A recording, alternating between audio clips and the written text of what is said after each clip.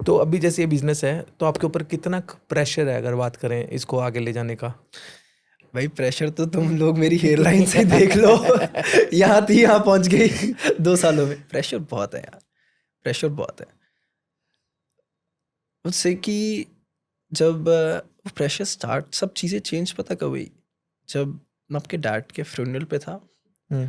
So there was this saying, you know, कि the strongest on a man's funeral, the strongest person is his son because he's the one who has to be relied on. मतलब मेरे mom, मेरा dad, मेरा business, society, सबकी expectations मेरी तरफ थी कि अब that I was the higher. ठीक है कि अब व्हाट नेक्स्ट, फैमिली को भी फीड करना था, अपने आप को भी देखना था। बिजनेस बंद करके थोड़ी कुछ कर सकता था, सारी बिल्कुल जिंदगी हेड पड़ी है मेरी। बिल्कुल। ठीक है, अब मेरी एक्सपेक्टेशंस, डैड के ड्रीम्स, उस चीज़ ने चेंज कर दिया, कंप्लीटली चेंज कर दिया सब कुछ। सो लाइक कि अब वो कनाडा में जो बंदा पार्टी कर रहा है सारा दिन, एंजॉय कर रहा है, अब इधर जा रहा है, वो उधर जा रहा है, वो पार्ट स्निच होके ख़त्म हो गया directly from a boy to a man. वो ऐसे स्विच हो गया। तो मतलब दैट डे, मतलब वो मेरे को अभी भी नहीं भूलता। But dad was lying and उनकी चिता को जब वो आग लगा रहा था, वाज द हार्डेस्ट पार्ट। मतलब वो, मतलब अगर किसी के साथ मतलब किसी के साथ ना भी हो, बट अगर किसी के साथ वो हुआ है तो वी कैन रिलेट कि वो कितना टफ होता है। कि जो तुम्हारे डैड होते हैं ना, he is the only one जो तुम्हारा अच्छा चाहते हैं पूरी दुनिया में। राइट। ठीक है, जो तुम्हें आपसे आपसे आगे बढ़ना दिखना चाहते हैं। तो जब वही बंदा तुम्हारे साथ नहीं है, तुम्हारा मेंटर ही तुम्हारे साथ नहीं है, तो इट्स मोर लाइक कि तुम्हारी बैकबोन ही टूट जाती है। हम्म। तुम श्रेड हो जाते हो उस पॉइंट पे कि अब नेक्स्ट क्या। बहुत सारे टफ सिचुएशंस आते हैं कि बिजनेस में कभी कुछ ऐसा डिसीजन लेना पड़ता है, तो अब लगता है कि व्हाट नेक्स्ट, किससे पूछूं मैं, पूछूं किससे मैं कि मेरे को क्या करना चाहिए। कि एक्सपीरियंस ही नहीं है, पता ही नहीं है चीज़ों के बारे में, क्या करूं, पूछो मतलब व्हाट नेक्स्ट, क्या करूं मैं। लोग आते हैं, धोखे बहुत हुए उसके बाद, बहुत ठगियां हुई मेरे साथ, लोगों ने फॉल्स क्लेम किए, जितना सिचुएशन का फ़ायदा उठाने, देखो अच्छा। अच्छे बुरे सब होते हैं। सिचुएशन का फ़ायदा उठाने के लिए जितने लोग थे सब आए, उन चीज़ों को कैसे डील करना था, आई हैड नो क्लू। बस आंखें बंद करता था कि अब आप खुद आओ and just be there with me and just help me, and वो चीज़ें होती रही। स्टार्टिंग 1-2 साल was very tough, but now things are very good, touch wood. वैसे फ्रॉड कैसे हुए? आपने बोला कि फ्रॉड्स हुए, ठगा गया। फ्रॉड्स, जिनसे पैसे लेने थे उन्होंने अभी तक नहीं दिए, जो इवन रिटर्न नोटिस भी थे। ठीक है, कुछ बिजनेस है, बिजनेस में लेन देन चलता रहता है, मार्केट है कि किसी आ गए पैसे चले गए। वो हुए फॉल्स क्लेम, लोगों ने लेके आए कि हमारा ये बिल पेंडिंग है, ये बिल पेंडिंग है, जब नोट्स पे सब लिखा हुआ था। बट मेरे को पता था कि मेरे को मार्केट में सस्टेन करना है। अगर आज मैं मार्केट से बैक स्टेप कर जाऊंगा, मैं लोगों से लड़ने लग जाऊंगा, तो मैं मार्केट में बैठ नहीं पाऊंगा।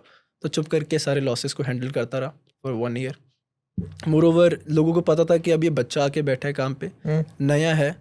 लोग आए, ठीक है, मेरे को बातों में लगाया, ऑल्टर किया। because देखो कच्चा ब्रेन होता है ऑलरेडी, डैड का इतना प्रेशर था, फैमिली में सारा दिन वो माहौल रहता था for a certain set of time, है ना।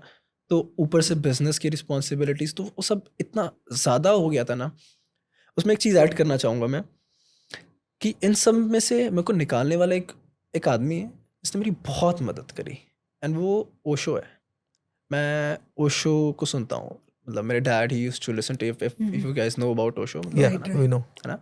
तो ओशो एक ऐसा इंसान रहा है मेरी ज़िंदगी में जिसने मेरे को इस चीज़ से बाहर निकाला, उस रियलिटी टच दिया, उस चीज़ से बाहर निकाला। So, yeah.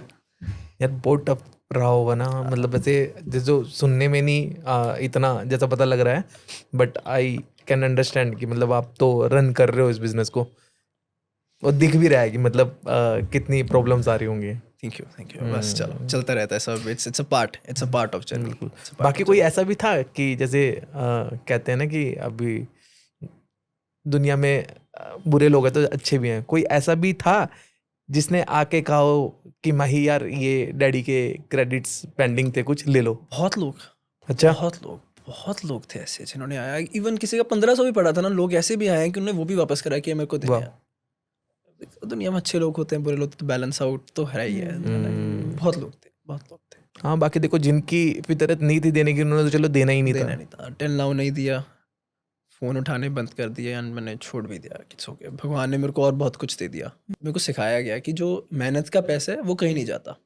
तुम्हारी हम्म मेहनत का पैसा कहीं नहीं जाएगा, जो तुम्हारी सच्ची मेहनत का ईमानदारी का पैसा है ना वो कहीं नहीं जाएगा। मेरे को पता था वो मेरे डैड की ईमानदारी की कमाई है, मेरी ईमानदारी की कमाई है। वो उस सोर्स से चली गई, किसी ने नहीं दिए, बट वो किसी और सोर्स से मेरे पास वापस आ गई, बहुत बढ़कर वापस आई। बिल्कुल। तो ट्रस्ट, ईमानदारी, ये सब चीज़ें बिजनेस की उसके बाद मैंने कोर बना ली। मतलब ट्रांसपेरेंसी, ईमानदारी के साथ ही सारा काम करना है कि this is what is rewarding is.